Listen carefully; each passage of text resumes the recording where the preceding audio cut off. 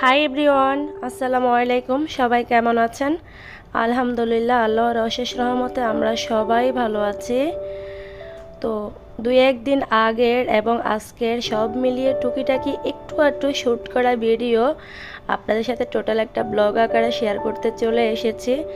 গত 2-3 দিন শরীরটা অনেক বেশি খারাপ ছিল আর ব্যস্ততা অনেক বেশি ছিল, তাই আপনাদের সাথে আর ব্লগ শেয়ার করা হয়নি। তো খুব একটা ভিডিও করা হয়নি, একটু টুকরা ভিডিও করা ছিল, সেটা একসাথে করে আপনাদের সাথে শেয়ার করলাম আর চলে আসলাম কিছু কথা বলতে। এখানে হচ্ছে আমি গরুর কলিজা ভুনা করতেছি।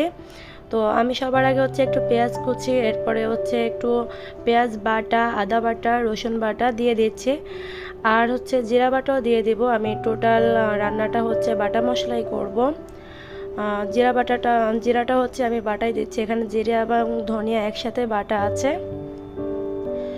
তো বাটা মশলা দিয়ে কোরবানির মাংস রান্না করলে অনেক বেশি ভালো লাগে। কোরবানির মাংস এমনিই খেতে অনেক মজার হয়, আর যদি সেটা বাটা মশলা দিয়ে করা হয় তাহলে তার কোনো কথাই নেই, তাই না? তো এখানে হচ্ছে দারুচিনি, এলাচ, লবঙ্গ, তেজপাতা আর হচ্ছে কালো গোলমরিচ আস্ত দিয়ে দিয়েছি। তো এরপরে হচ্ছে আর বাকি থাকলো হলুদের গুঁড়া, মরিচের গুঁড়া, লবণ দিয়ে সরিষার তেল দিয়ে হাতে মাখিয়ে আজকে রান্নাটা করব। গত 2-3 দিন যেহেতু শরীরটা খারাপ ছিল, লেন্দ্রি সময় নিয়ে যে রান্না করব সেরকম অবস্থা আমার ছিল না। মানে কোনো কিছুতে এনার্জি পাচ্ছিলাম না, কোনো কাজ করতেও ভালো লাগছে না, তাই আমি গত কয়েকদিন ধরে হাতে মাখিয়ে সমস্ত রান্না করতেছি। আর হাতে মাখানো রান্নাটাও কিন্তু আলহামদুলিল্লাহ অনেক বেশি ভালো লাগে। তো এখন হচ্ছে যেহেতু আমার গত কয়েকদিন ধরেই হসপিটালে আসা যাওয়া হয়েছে, প্রায় প্রত্যেক দিন যেতে 3 ঘন্টা, আসতে 3 ঘন্টা, 6 ঘন্টা আমাকে রাস্তাতেই থাকতে হয়েছে, আর তা হচ্ছে রিকশায়। যেহেতু ঢাকায় কোনো অন্য টাইপের যানবাহন ছিল না, সেজন্য আমাকে রিকশায় এত দূর পর্যন্ত যেতে হয়েছে। তাই হয়তোবা একটু শর্টকাট উপায়ে সমস্ত রান্নাগুলো করার ট্রাই করতেছিলাম। এখনও আমি হচ্ছে হসপিটালে নেওয়ার জন্যই রান্নাগুলো করেছি। তো আজকে হসপিটালে হচ্ছে নেওয়ার জন্য আমার আম্মু অন্যান্য রান্না করেছে, তবে গরুর কলিজাটা আমি ভুনা করতেছি। কলিজাটা নিচ্ছি, আমার মামি শাশুড়ির একটু ব্লাড কম আছে, আপনাদের সাথে গত 2 দিন ধরেও শেয়ার করেছিলাম, তাই ভাবলাম আজকে অন্যান্য রান্নার সাথে ওনার জন্য একটু কলিজা ভুনা করে নিয়ে যায়, যেটা ওনার রক্ত হতে অনেক সাহায্য করবে। তো আজকে যখন আপনাদের সাথে ব্লগটা শেয়ার করছি তখন কিন্তু মনটা হঠাৎ করে মনে হচ্ছে ভালো আছে, আবার মনে হচ্ছে ভালো নেই। তো একটা কারণে হচ্ছে কখনো মন ভালো লাগছে, কখনো আবার কষ্ট লাগছে। তো কেন এমন হচ্ছে কারণটা আপনাদেরকে খুলেই বলি। ভালো লাগার কারণটাই সবার আগে বলি, সেটা হচ্ছে আমার মামি শাশুড়িকে আমরা কিন্তু খুব খারাপ অবস্থাতে আইসিইউতে নিয়ে গিয়েছিলাম। তারপরে হচ্ছে আল্লাহর রহমতে উনি 2 থেকে 3 দিনে ইমপ্রুভ করে ফেলেছে। এরপরে ওনাকে হচ্ছে আমরা নর্মাল কেবিনে এনেছি, আর আলহামদুলিল্লাহ আজকে ডাক্তার ডিসচার্জও দিয়ে দিয়েছে, ওনাকে আমরা বাড়ি পাঠিয়ে দিয়েছি সুস্থ অবস্থাতে। এটা যে কত বড় একটা পাওয়া অন্তত এই পরিস্থিতিতে, সেটা আসলে আপনাদেরকে বলে বোঝানোর মতো না। এখন কোনো হসপিটালে একটা আইসিইউ বেড খালি পাওয়া যাচ্ছে না কোভিড পরিস্থিতির জন্য, আর তাছাড়া যারা আইসিইউতে যাচ্ছে তার মধ্যে বেশিরভাগ রোগীরই খারাপ খবর আসছে। তো যার জন্য অত অল্প সময়ে আমাদের রোগী আলহামদুলিল্লাহ সুস্থ হয়ে বাড়ি গিয়েছে, এটাই হচ্ছে একটা আনন্দের বিষয়। আর কষ্ট লাগার বিষয়টা হচ্ছে এই যে এত দিন ধরে প্রায় 10 দিন প্রত্যেক দিন 5-6 ঘন্টা জার্নি করে ওনাদের কাছে গিয়েছিলাম, তারপরেও যেতে যেতে কেমন যেন একটা মায়া হয়ে গিয়েছে। কালকে থেকে আর যাওয়া হবে না কথাটা ভেবে আমার খুব কষ্ট লাগছে যে ওনাকে আর দেখবো না। তো এটাই হচ্ছে মানুষের নিয়ম, মানুষের প্রতি মানুষের মায়া ভালোবাসা। উনি সুস্থ হয়ে বাড়ি ফিরে গিয়েছে, এটা যেমন একটা আনন্দের বিষয়, তেমনি আগামীকাল থেকে ওনাদের সাথে আর দেখা হবে না। খাবার নিয়ে অত দূর থেকে যাব না, কথাটা ভাবতেই কষ্ট লাগতেছে। কিছু কিছু কষ্টের মধ্যে অনেক আনন্দ আছে। এখানে দেখতে পাচ্ছেন শাপলা দিয়ে ইলিশ মাছ রান্না করা হয়েছে, আমার আম্মু রান্না করেছিল মামনিদের জন্য, খুব ভালো হয়েছিল। তো এখন হচ্ছে আমরা হসপিটালের উদ্দেশ্যে রওনা দেব। আর আজকে যখন আমরা যাচ্ছিলাম, মানে এটা আরও গত 2 দিন আগের ভিডিও, রাস্তায় প্রচুর বৃষ্টি হচ্ছিল। বৃষ্টি হতে হতে দেখেন পানির কি অবস্থা ছিল, রাস্তায় অনেক পানি জমে গিয়েছিল। এই বৃষ্টিতে সারাদিন অপেক্ষা করে বৃষ্টি থামার পরে গিয়েছিলাম। তো এত কষ্ট করে যাওয়ার পরেও কিন্তু মনটা অনেক বেশি ভালো লাগতো যখন ওনাকে দেখতাম। তো কিছু কষ্টের মধ্যে আনন্দ আছে, এটাই হচ্ছে তার প্রমাণ। এত দূর যে জার্নি করে যেতাম, তারপরেও যে কি একটা ভালো লাগা কাজ করতো, এখন সেই কষ্টটাই আর করতে পারবো না, ভাবতেই খারাপ লাগছে যে আর আগামীকাল থেকে যাওয়া হবে না। তো আজকে হচ্ছে মনটা অনেক খারাপ, তারপরে ভাবলাম আপনাদের সাথে একটু শেয়ার করি। তো এটা হচ্ছে আমি হসপিটাল থেকে চলে এসেছি। তো এখানে হচ্ছে আম্মু নেহারি রান্না করেছে। আপনাদের সাথে রেসিপিটা শেয়ার করার ইচ্ছে থাকলেও ব্যস্ততার জন্য আর শ্যুট করা হয়নি। আম্মু যখন নেহারি রান্না করেছিল তখন আমরা বাসায় ছিলাম না। তো নেহারিটা অনেক মজার ছিল। আজকে সকালবেলায় মামানিকে নিয়ে খাইয়েছি উনি যাওয়ার আগে। তো হ্যাঁ, অনেক বেশি ভালো ছিল। ইনশাল্লাহ আপনাদের সাথে আবারও নেহারি রান্না করলে আমার আম্মুর হাতের নেহারি রেসিপিটা শেয়ার করব। আর এখন যেটা দেখতে পাচ্ছেন এটা কিন্তু গতকালকের শ্যুট করা।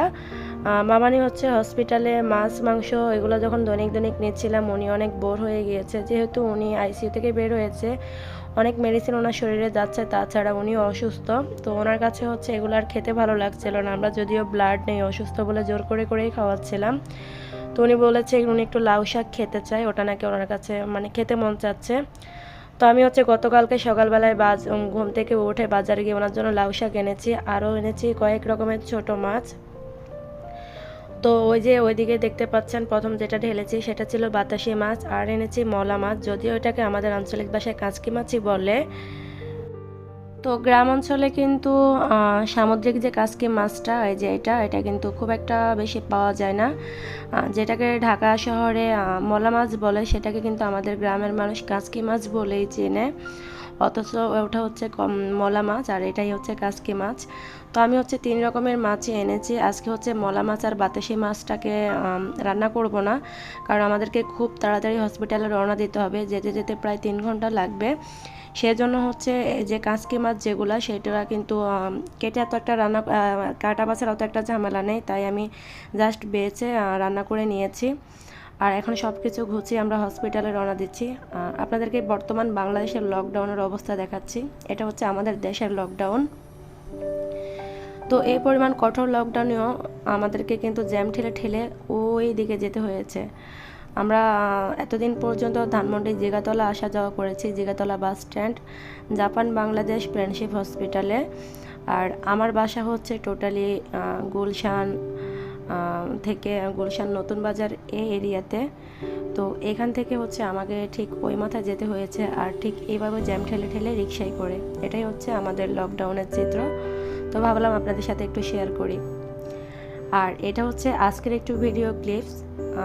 অনেকগুলো মেডিসিন নেওয়া হয়েছে। এটা হচ্ছে আমার মামি শাশুড়ির সাথে আমরা গ্রামে পাঠাবো।